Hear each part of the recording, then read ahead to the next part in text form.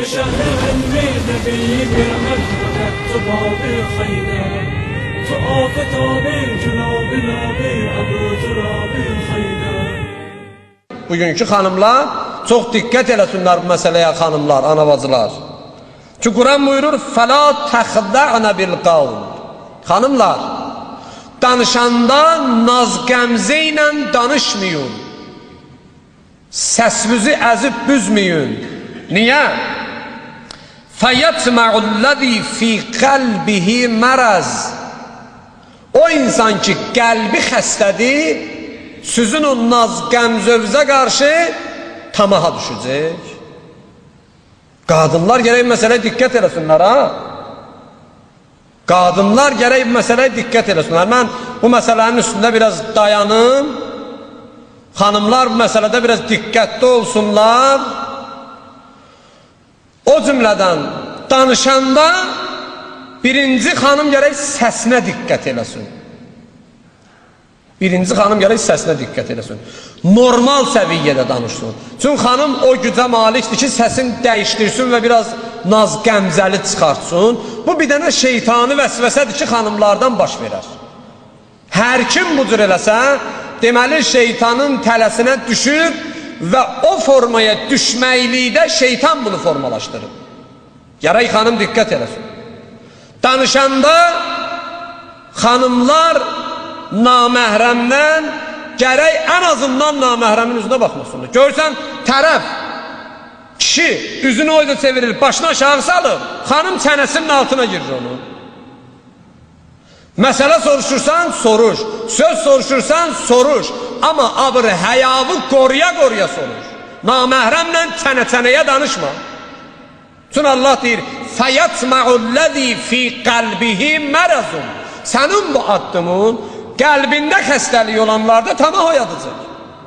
Həm sən harama düşəcəksən, həm o harama düşəcək.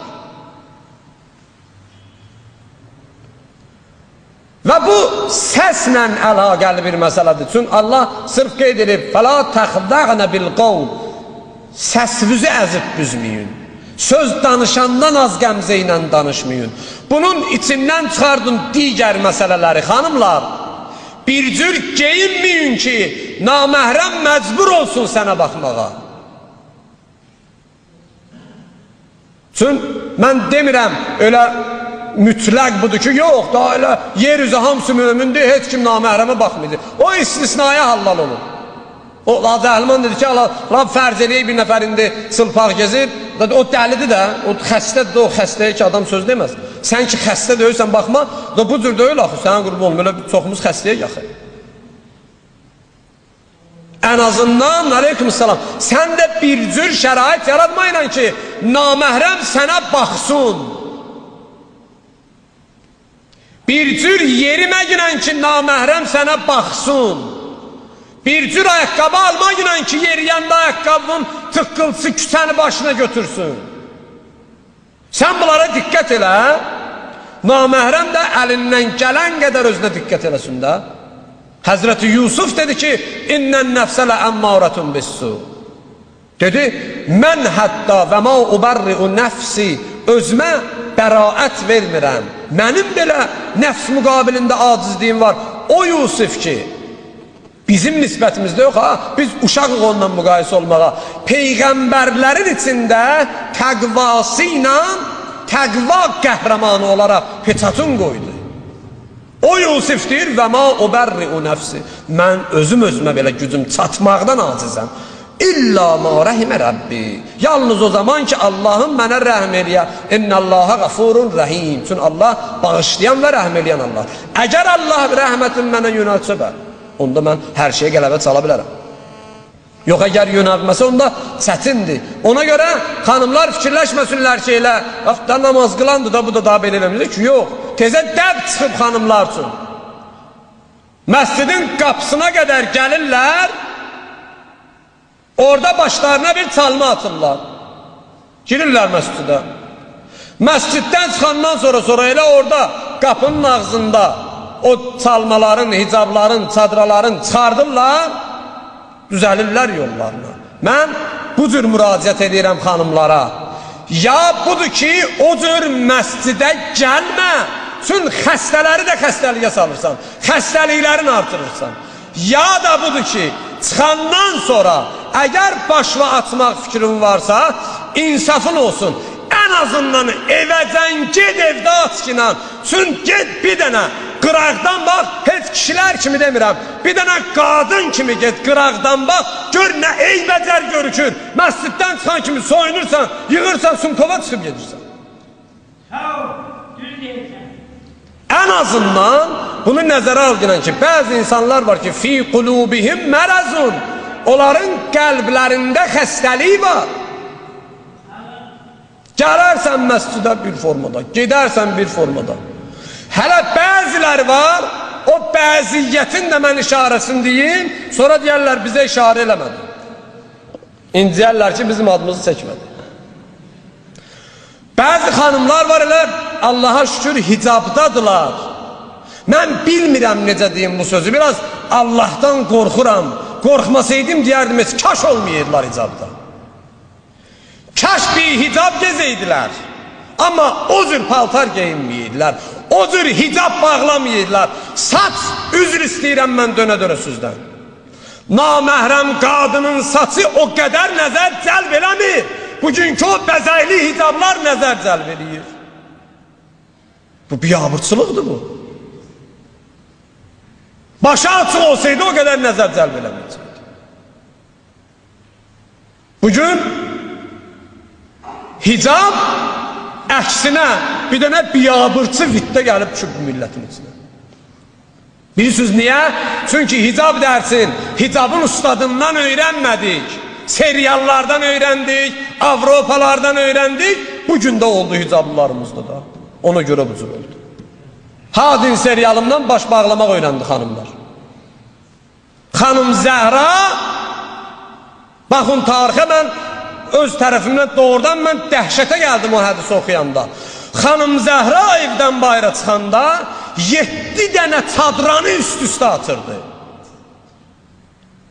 Bir dənə çadıra budur ki, daha kifayət eləyərdi qadına. Tamam mərazim fətvası da budur, fikri də budur, hamısının hökmü də budur ki, ən kamil icab forması çadıradır və bir çadıra da elə qadının formasının bilinməyə qoymaz.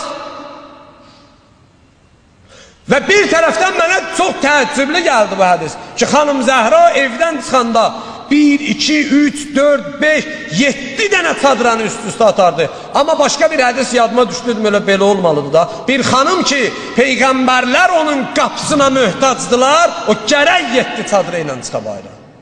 Gərək bu cür olsun da. Xanım Zəhra da bu cür olmadı, nə oldu?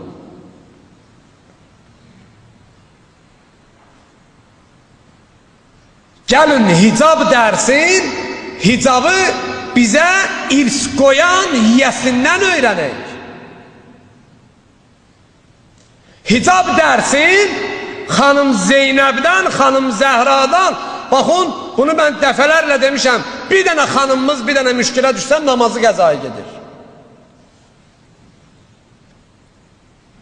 Bir dənə adi müşkül çıxan kimi xanımların qabağına namazı qəzaya gedir. Kərbəlaya gedənlər görüblər, gedməyənlərə də Allah nəsib eləsin inşallah. Aşuradan qabaq ki, İmam Hüseyin gəldi Kərbəlaya, öz xeyməqahını qurdu, o çadırların qurdu. Gedəndə inşallah o yer durur da, o forma orada durur. Həzrət Əbəlfəzin xeyməsi girəcəkdədir. Birinci xeymə Həzrət Əbəlfəzindir. Qapı bu idi. İmam Hüseyin Əsəlamın yanına gəlsələr belə Həzrət Əbəlfəzi görməmiş keçməzdilər. Həzrət Əbəlfəz icazə versəydi bir nəfər İmam Hüseyini görə bilərdi, verməsəydi görməzdi. Onda heç kim xanım Zeynəb görməmişdi ki. Xanım Zeynəbin müsibəti o əsirlikdən başladı. O qamçılar altında başladı xanım Zeynəbin müsibəti. Amma vacibisin yox, heç gecə namazını da qəzaya vermədi. Heç bir naməhrəm xanım Zeynəb elə Əlinin evində necə etsə, o formasında da qaldı. Bir dəyişiklik olmadı xanım Zeynəbdə. Əgər hicabı xanımlar xanım Zeynəbdən öyrənsələr, kamil hicablı olacaqlar. Yox, əgər serialdan öyrənsələr, onu öyrənməsələr yaxşıdır. Ki, o Həzrəti Nuhun misalı. Ki, keçən dəfə onu demişdim. Yadınıza gəlir? Şeytan Nuh'a nə dedi demədi, nə dedi demədi. Axırda şeytan dedi ki, yaxşı da dediklərimin heç birini demirsən, bir dənə deyinəm Bismillahirrahmanirrahim. Dedi, onu da demirəm. Dedi, bu ki Allah'ın adıdır, niyə demirsən?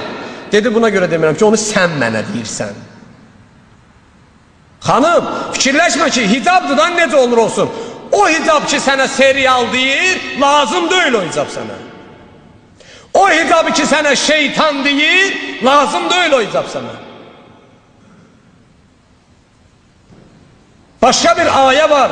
Allah xanımlara dedi ki, zinət əşyalarımızı naməhrəmə göstərməyin. Tezə şey çıxıb, daha hicab ki, mən üzr istəyirəm, müəyyən yerləri örtür, hicabın üstündən zinət əşyası taxırlar. Haramdır. Gedin baxın, tamam məracinin nəzərlərinə, qızıl əşyasından, bəzək əşyasından xanımların istifadəsi haramdır. Eləməyin. Necə ki Allah səndən istəyib, o cür ol da. Danışıqva fikir ver, oturuşva fikir ver, duruşva fikir ver, məscidə gəlişvə fikir ver, gedişvə fikir ver, girişvə fikir ver, çıxışva fikir ver. Allahın evinə gəlirsən. Birdən bir nəfər fərqi yoxdur. Kişisinə, qadınına desə ki, filan yerə get, amma bu formada gedginən ki, sənə iş versinlər ya pul versinlər, gedəcəksən. Allahın evinə gələndə Allahdan nəsə almaq üçün xüsusi formalar var. Əgər o formalara uyğunlaşsın, sənə nəsə verəcəklər. Əgər o formalara uyğunlaşmasın, heç nə verməyəcəklər sənə. Ona görə buyurur, فَلَا تَخْدَعْنَ بِالْقَوْلِ Danışanda incə səslə danışmayın. Peyğəmbərdən hədis var. Bu hədis xanımlar üçündür, yadlarında saxlasınlar. Peyğəmbər buyurdu ki, bir neçə şey var ki, kişilərdə qəbahətdir, qadınlarda gözəllik. O xüsusiyyət kişidə olsa, haram bir iş görür. Allahın rəhmətindən kənarlaşar. Əgər xanımda olsa, Allahın rəhmətinə yaxınlaşar və qadının qələbəsi deməkdir o xüsusiyyət. Biri təkəbbürlüydür. Əgər kişidə təkəbbürlü olsa, haram bir işdir. Allah deyir, mən onları sevmirəm, xoşum gəlmir onlardan. Peyğəmbər buyurdu, qadınlarda əksinədir. Qadınlar naməhrəmə qarşı, əlbəttə. Xanımlar bir də elə bilərlər, təkəbbürlü yaxşı şeydir, ailəyə qarşı da, valideynə qarşı da yox. Naməhrəmə qarşı xanımların təkəbbürlüyü Peyğəmbər buyurdu, onları Allahın rəhmətinə yaxın eləyər və onların qələbəsi deməkdir naməhrəm üzərində. Xanım, naməhrəmin qabağında gələk özün təkəbbürlü aparsın, aciz aparmasın. Naməhrəmə özündən güclü baxmasın, zəif baxsın. Bu xanımın Allahın rəhmətinə qovuşmaq üçün vasitəsidir. Ona görə xanım gərək hər halda davranışına fikir versin. Oturuşuna, duruşuna, danışmağına, deməyinə, gülməyinə. Birdən küçədə elə bir formada gülür xanım ki, bilmirəm da ona nə forma adı verəsən. Elə formada danışır ki, bilmirəm nə deyəsən o danışığa. Hətta məhrəmi ilə o formada gəzir ki, bilmirəm nə deyəsən o gəzməyə. Hər şeyin bir həddi var, hüdudu var, qaydası var, qanunu var. Əgər sən başına hicab örtmüsənsə, mömin sən də əgər üzündə saqqal saxlamısansa, heç olmasa küçədə gedəndə fikir verginən yerişir. Küçədə gedəndə özünü yığışdır. Elə formada deyib gülürsən ki, qıraqdan baxan sənin yervə xəcalət çəkir, sən xəcalət çəkmirsən. Nə olsun məhrəmindir? Məhrəm bu deməkdir ki, ya elə küçədə də necə istəsən bəgəsən, yeriyə bilərsən, hərəkət eləyə bilərsən. Məhrəm məhrəmindir evdə. Bəlkə bu cür deyil? Bu cür deyil, yox. Evdə yekədir, çoxdur sənin üçün. Məhrəm məhrəmindir xəlvətdə. Ailənin içində adam məhrəmi ilə istədiyi rəftarı eləyə bilir, eləyə bilmir.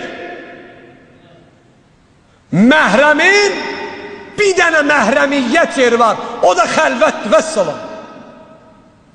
Görsən evdə qızın ayrı otaq olur, oğlun ayrı otaq olur, valideynin ayrı otaq olur, qonağın ayrı otaq olur, hamısı ayrı-ayrıdırlar bunlar. Vəlavun ki o qonaq sənin valideynindir.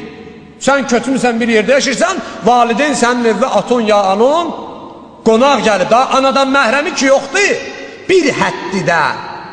Evin qonaq otaqları heç kimə məxsusdur. Orada hamısı bir-birinə naməhrəmdir. O cür deyil ki, kimdə o cür olmasa onda bir abırçılıqdır.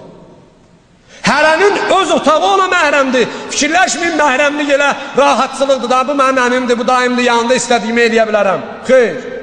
Övlad, hər bir övlad öz yatdığı yerindən durub qonaq otağına, mətbəxə elə yatdığı formada gələ bilər, gələ bilməz. Hətta evi, valideyni bəzən qardaş bacıya, bəzən bacı qardaşa naməhrəmdir. Əlbəttə o məxsus həddiləri deyirəm mən. İndi bu kişinin oğlu dindirirsən, deyir, kəbin də kestirmişəm da, kaş heç kəbin kestirməyəydin səni. Da başqasını demirəm mən. Küçədə yürüyəndə adam özünə fikir verər, vicdanın şərəfin olsun. Tezə şey çıxır, mən bilmirəm, mən eşitdiyimə görə bu məsələni xanımlar ağaların üstünə yıxırlar. Mən təəssüf edirəm, mən Allah şahiddir, Qurana and olsun, mən xəcalət çəkirəm o sözü deməyə. Təəssüf də budur ki, onlar namaz əhlindən olan insanlardır. Xanımları hicabla, hicaba uyğun paltar geyinmirlər. Deyəndə niyə bu cür geyinirsən? Deyir, nişanlımdır ki, gərək enli paltar geyinməyəsən. Kül sənin kişi təpildir. Necə yəni nişanlım deyir? Sənin nişanlın bəlkə Allahdan çox bilir. Allah ömrünün uzun eləsin o cəhlimanın. O bizim ustad dedi ki, elə bir nəfər ki hicab örtmək istəmir xanım, ona bir dənə söz deyin. Allahdan çox bilirsənsə örtmə. Desə birdən niyə? Dedi, Allah deyir ört də. Sən demirsən örtmürəm, onda Allahdan çox bilirsən də. Yox desə əstəğfurullah, bunu da hamısı deyəcək ki, yox mən Allahdan çox bilirəm. Onda ört də, Allah deyir ört də. Hindi hicab örtmürsən, Allah deyir hicaba uyğun geyin də. Yox, əgər geyinmirsən, mənası da Allahdan çox bilirsən sən. Onu da bilə bilməzsən. Uyğunlaş da buna. Niyə? Çünki bu bir dənə xəstəlikdir ki, Allah bu sahədə həm xanımlarımıza, həm ağalarımıza şəfa versin inşallah. Amin. Odur ki buyurdu. فَلَا تَخْدَعْنَ بِالْقَوْلِ فَيَطْمَعَ الَّذِي فِي قَلْبِهِ مَرَضٌ. Peyğəmbər xanımları da ilə danışanda danışıqlarına fikir versinlər. Çox büzüb səslərin nazik və incə naz qəmzə ilə çıxartmasınlar ki, qəlbi xəstə olanlar tamaha düşərlər. Ondan sonra buyurur ki,